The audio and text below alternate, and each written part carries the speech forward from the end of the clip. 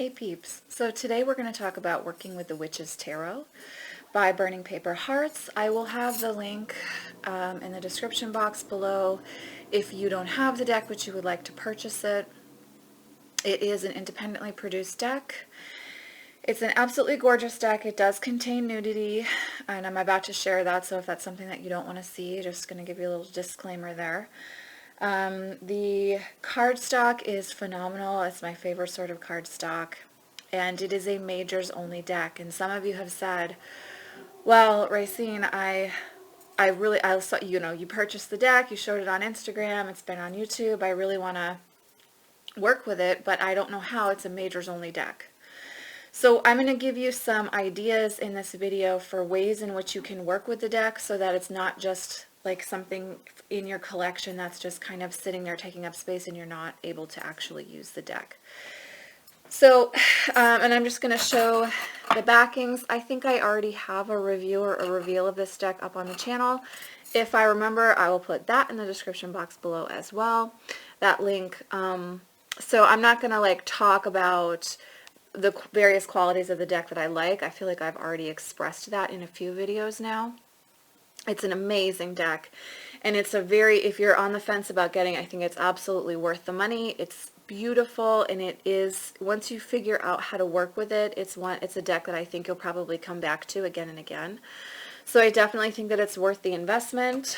I'll just show you some of the images while I talk to you. So here's the thing about majors only decks. I don't typically work with majors only decks. I like the structure of the 78 tarot card system.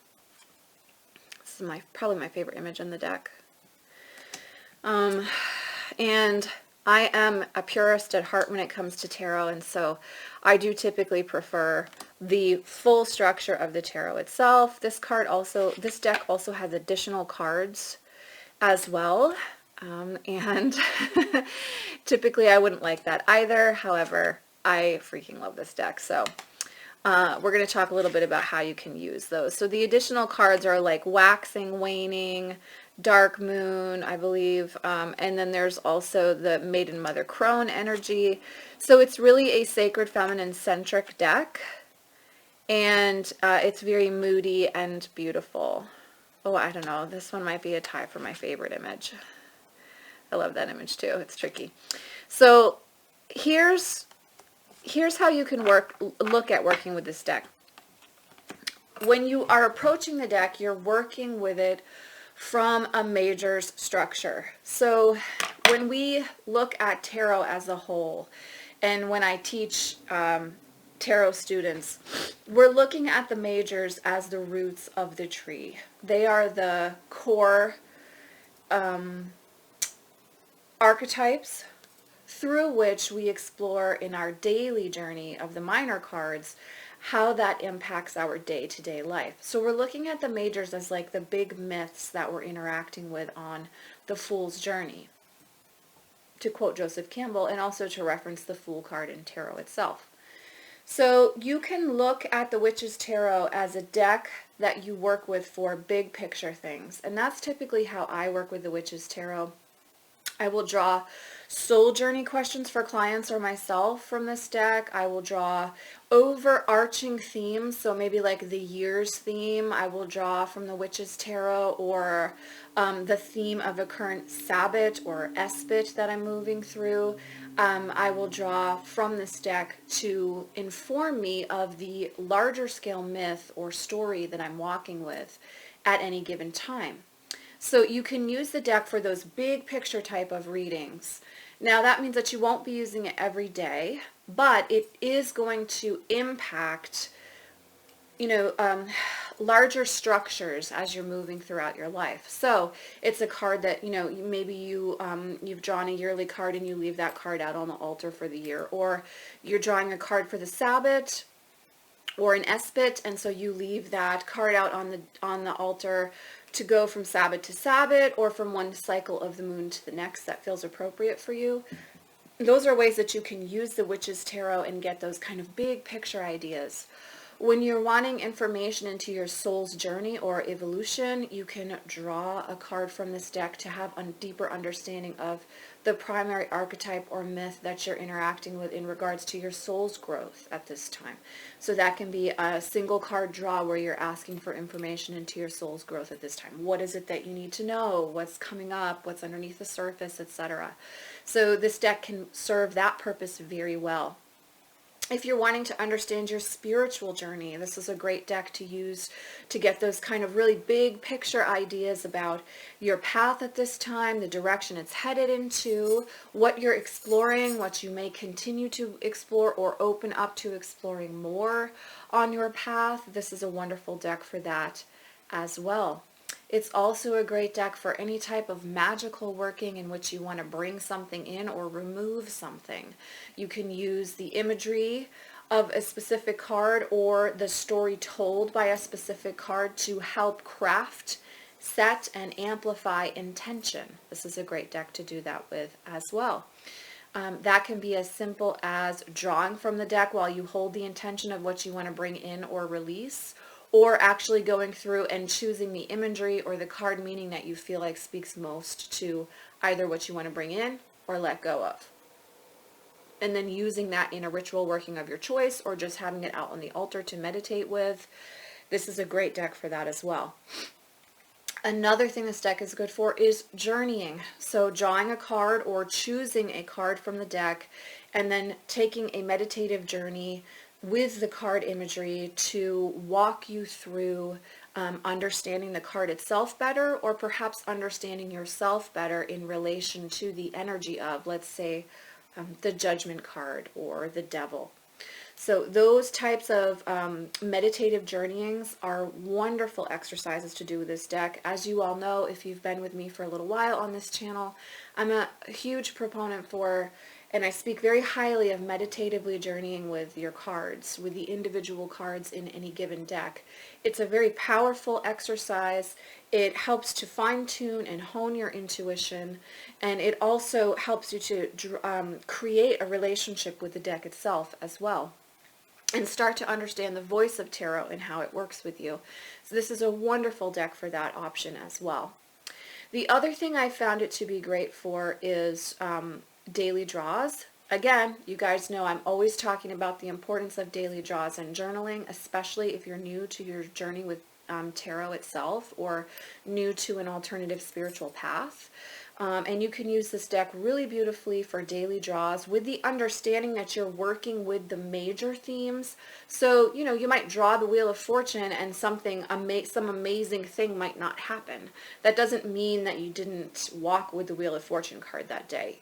When you are drawing from a majors only card as a daily draw, you're kind of looking at that as understanding what it's like to walk with the energy of the card throughout your day. So maybe seeing how events happen. Let's use the Wheel of Fortune for an example. If you were to draw that card as your daily draw from the deck, and just kind of seeing how, when you follow your intuition and you move into the ways that you're divinely guided to through fate or destiny, whatever you would like to call that energy in relation to Jupiter and the Wheel of Fortune, you know, when you follow your intuition, kind of allow that flow to happen, how did your day proceed? Were you less controlling? Were you more open to the experience? And did you find maybe gifts in the politeness of a stranger, or a beautiful exchange at, I don't know, the grocery store or something like that, that may have been brief but really opened you up to the, you know, compassion that exists within each of us? There are ways that you can start to connect with those kind of major archetypal themes that we see in the major arcana in our day-to-day life that will impact how you work with the cards themselves, and will impact your abilities as a reader as well. And so you can use this deck for daily draws in that way. You just kind of have to shift your perception a little bit into understanding that, again, it's not always these major, huge things that are going to happen when you're drawing from a majors only deck. Instead, it can be, how in the small ways did you interact with a larger overarching archetype? So daily draws and journaling, this deck is great for as well. I have found it to be helpful as a clarifier on occasion in a deck spread so far. I do not use this deck often for that, and I don't use this deck for spreads. So that's just personally how the cookie has crumbled for me with this deck. I use it in the ways I've just mentioned. I don't use it to do larger spreads or, 3-card spreads, 5-card spreads, 7-card spreads, etc. I only occasionally will use it to clarify off of another tarot card, off of another tarot deck or off of an oracle deck. In the clarification, I do not draw more than 1 card when I'm using it as a clarifier. And that's not my go-to with this deck. That's kind of in addition to at the back of the line insofar as what I'm using the deck for. I think primarily this deck is really beautiful in looking at overarching themes for us as we move through time and space, whether we consider that the calendar year, Sabbath to Sabbath, Espit to Espit, or even just a time for us. Maybe it's our birthday, or we're looking at an anniversary and we're wanting to kind of understand a story with something. This could be a great deck to work with, if it's an anniversary of a relationship or maybe a child's birthday and you're wanting to understand more the connection between the two of you as individuals and the stories you're exploring together. This deck would be a wonderful option for that.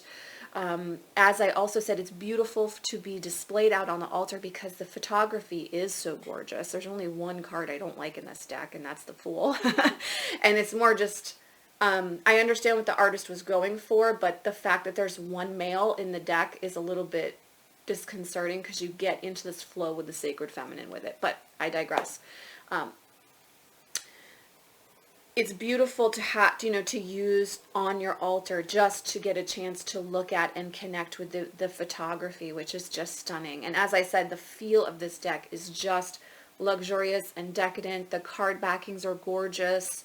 I really, really love this deck. And for those of you who have been feeling like, I bought it and now I don't know how to use it, I hope that this is giving you some ideas to start with.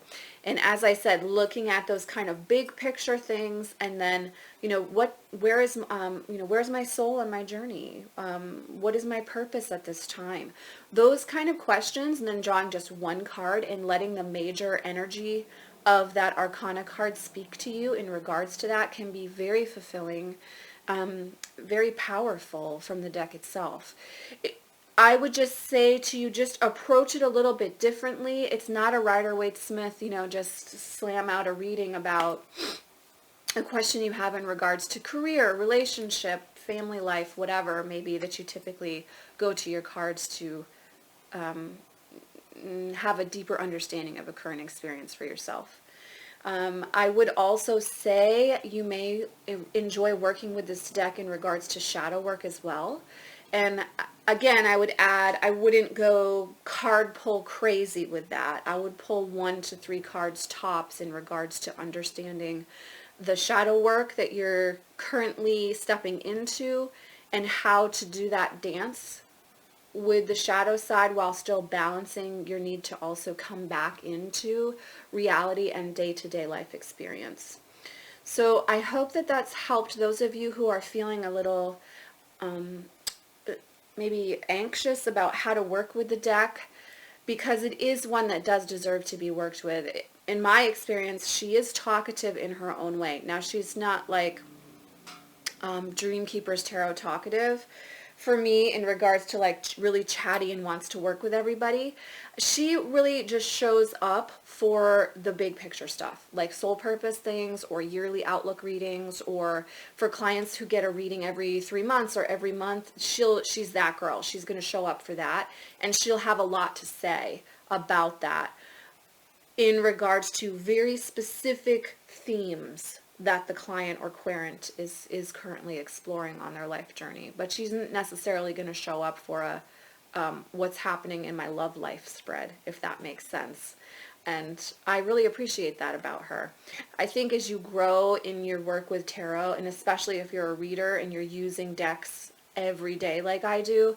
It becomes a gift to have decks that are very specific tools, because you know you can just go right to them for that. And then you don't have to exhaust each other trying to like make a relationship work in a certain way that it just doesn't. So I don't push her. I don't ask her to do kind of daily spreads.